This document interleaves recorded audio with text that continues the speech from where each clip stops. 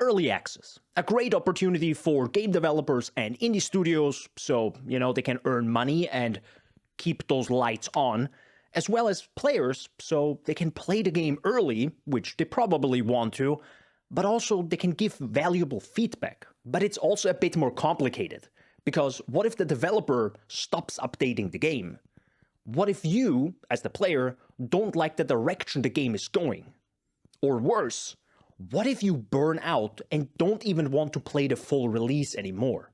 In the past years, I bought many early access games on Steam and had my fair share of games that never received the 1.0 update. I also played a few games a lot way before the final update. But in most cases, I noticed that I just didn't play the big 1.0 update right away. Just because I'm going to mention a few developers, that doesn't mean they wanted to be malicious or wanted to screw over the community. Game development can be difficult, long, and expensive.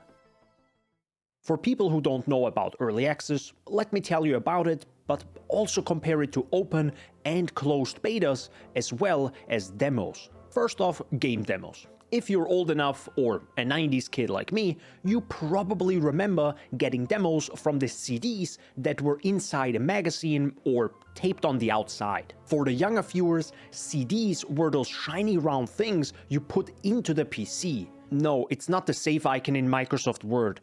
That was before that, never mind. Demos were pretty neat, because they allowed you to play a portion of a game before spending your hard-earned buckaroos. Ignoring the price for the magazine, of course. Maybe the demo offered only the first level, or forced you to replay everything when you died, but it allowed you to get a feeling of the game. Nowadays, with magic internet tubes and 5G waves attacking our brain apparently, we can easily download demos any time of the day. On the Steam website, you go to categories and then on the left you see demos. On itch.io, it's pretty simple. You just look to the left and see games by price, and under that you see with demo. In my opinion, a great demo will make me want to buy your full game. One problem is, a demo is, I think, not easy to make, because you remove features from a game which may cause new bugs. It's also time consuming, and now you spend time on something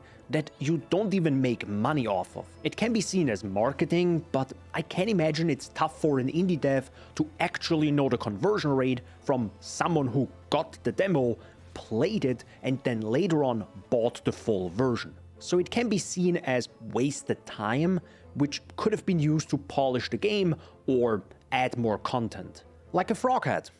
A frog head is never a bad idea. Backdashing to the next thing, which are open and closed betas. You probably see those from new upcoming multiplayer games. Both types of betas involve downloading the game, either through the website or launcher. It may also involve making a new account. Focusing on the closed beta, it's a great way to get feedback and data on what people actually do in your game. You can also somewhat specify who can play your game. You may only give access to the top players of your previous game, or only let active community members participate. It's not there to stress test the server, but to gather feedback to improve the game so it can be shown to the public. And feedback is very important, especially in a multiplayer game. For example, if players have a bad experience with your user interface, they might think twice on doing a second or third match. Maybe your player versus enemy game,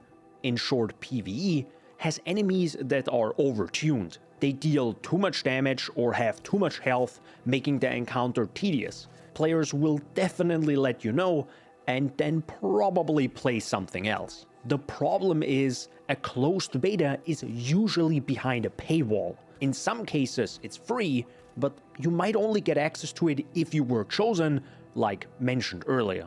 Most commonly though, you paid for the full game months in advance and can now play the closed beta. For example, you bought the game in March, so you can play the closed beta in June, and hopefully play the full game in December, unless it's getting delayed. More accessible would be the open beta, meaning everyone can join and play together, unless you're in the login queue and have to wait hours. 10 minutes before I actually got in the queue, I played D2. Oh! Either way, you can try the game out before it's fully released, with some features turned off, or maybe the game isn't completely polished yet. But with the open beta, you now have access to the game, maybe not all of it, but a part of it for free in its unfinished state. Speaking of unfinished, time to get back to early access games. Early access means you can play the game early before the final release, but this involves buying the game. So it's similar to a closed beta, but you don't have any time constraints, and you can play as much as you want. You also technically have the full game when or if it releases. So it's better on one side and also worse than a closed beta, because you do not know how early you get the game. On Steam, you can see a few questions that relate to the project, like how long will early access last? To compare it to closed betas, they are usually 1 year before the full release. Early access has none of that. It really depends on the game, the developer, and maybe even money. It could take a year, maybe 2, or even 5 years. The biggest reason for early access when it comes to developers is of course the possibility on earning money. The moment the game appears on Steam, they can receive money from players and can then hire new developers or start figuring out a time frame for the entire project. I can really see the appeal of that. It makes sense why developers and indie studios put out a game in early access instead of working on it for many years, then releasing it and seeing it flop. Over those years, they could have had the game in early access, received money, and maybe even valuable feedback from their community. Another positive thing most early access games have is that the game has a reduced price before the full release. So you can get the game for $10 and already enjoy it in its unfinished state for as long as you want, and don't have to buy it again for $20 when it's fully released. This can save you some money. You could also not buy the game at full price on release date and wait for a sale. I know, only hot takes on this channel. Let me briefly break it down one more time and compare the differences. Early access games usually have the advantage in being cheaper and can be played for as long as you want. Both types of betas limit you in terms of time, but are sometimes free. Demos are kind of the best of everything. They are free, don't require an account, in some cases, and can be played for as long as you want. One thing I do want to mention are events in which you can play a game over the weekend. Like recently with Assassin's Creed Mirage. Mirage is a single-player game which limited you in terms of time during this event. You saw a timer tick down on the top right when you opened the menu.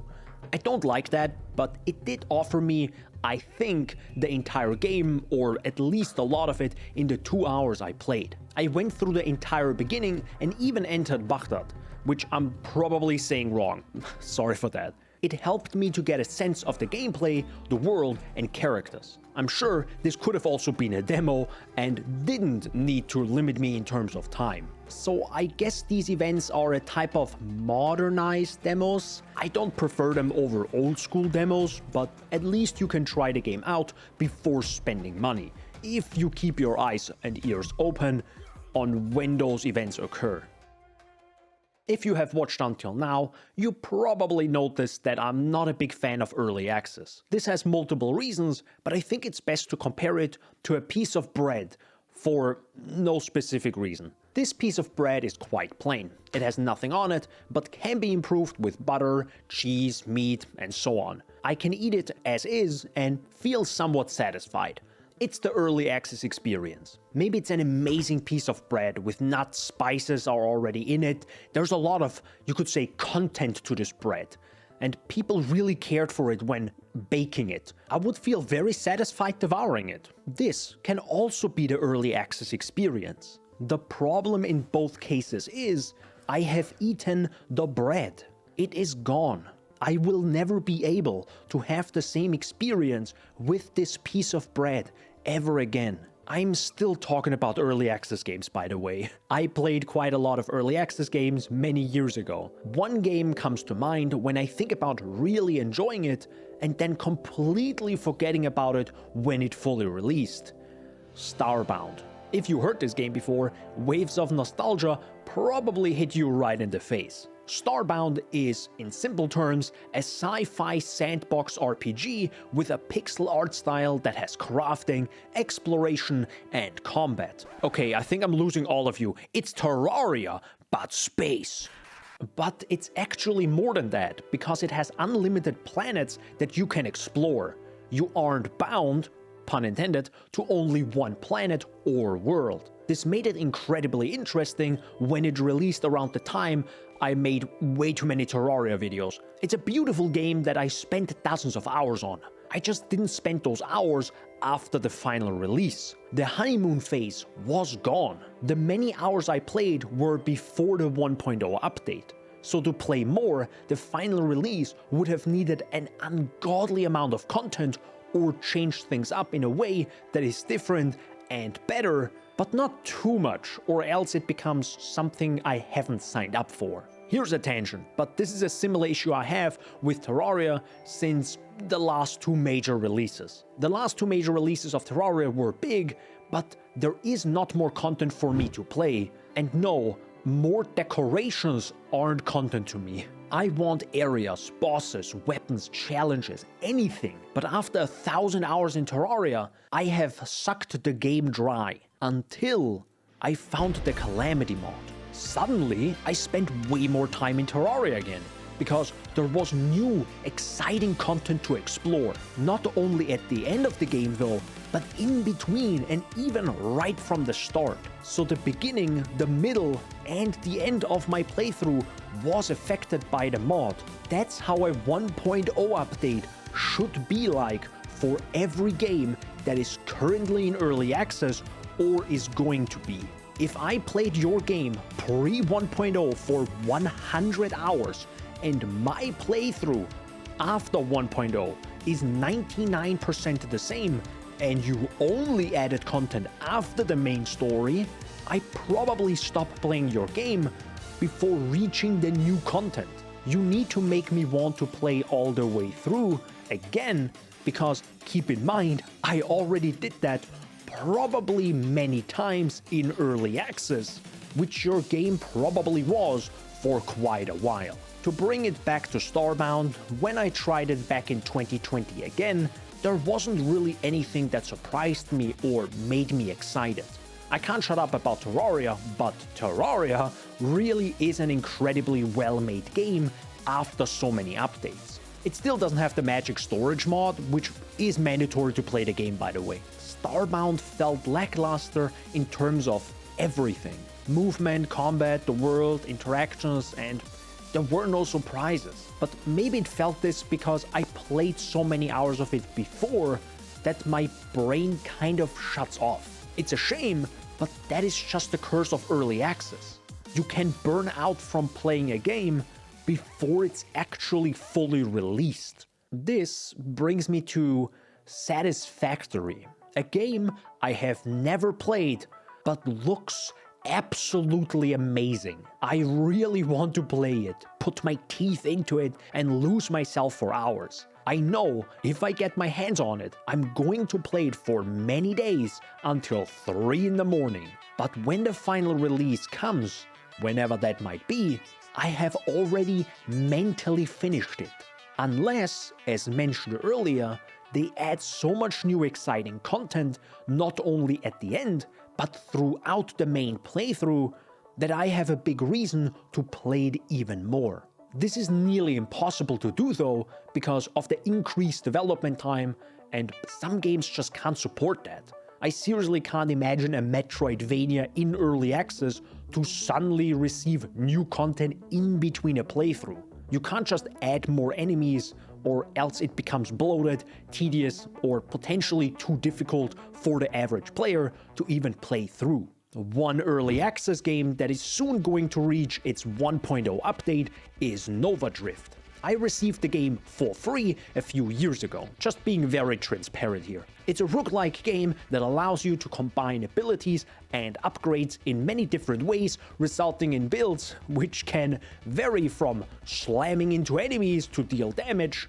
spamming the entire screen full of projectiles, or literally just standing next to the boss and melting it. Nova Drift is quite rare because of its focus on gameplay and replayability. As someone who loves Path of Exile, I was happily surprised playing an early access game that not only had different interesting builds and randomness, but also cared about its visual style. For example, shield upgrades change the style and color of your ship and abilities. This is minor, but actually a major reason why I kept playing more and more builds.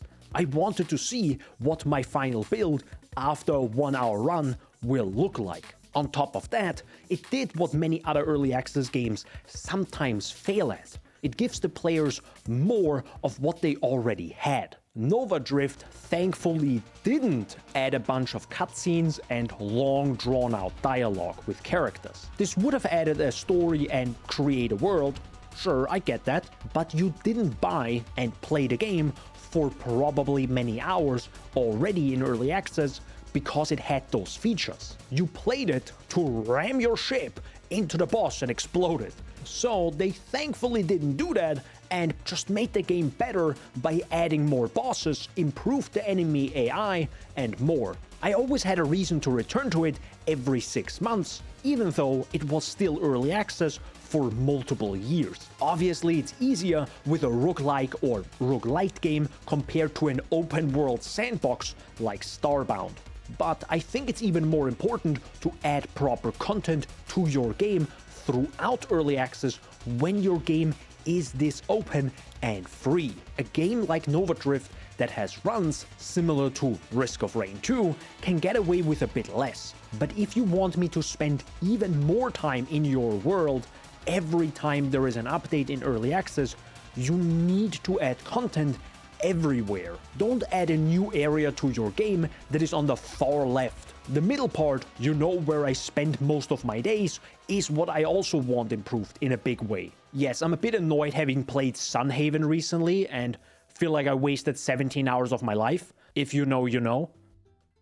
What is the conclusion to all of this? For me, I will always be hyper aware of early access games. Games like Satisfactory can never be played ever again for the first time. So I will just wait until it's fully polished and has all the content. Like, I'm in no rush to play it right now and then when the final release comes in 2 years to play it again? No, I can wait 2 years. We have so many amazing games to play right now. And some of them are either free, super cheap on sale, and are actually finished. Same with the latest early access game, No Rest for the Wicked, by the creators of the Ori series. I really enjoy Path of Exile and love trying out new ARPGs, but I know it's not finished. So why waste my time and money if I could just wait for the game to be fully developed? I'm sure I could have some fun right now,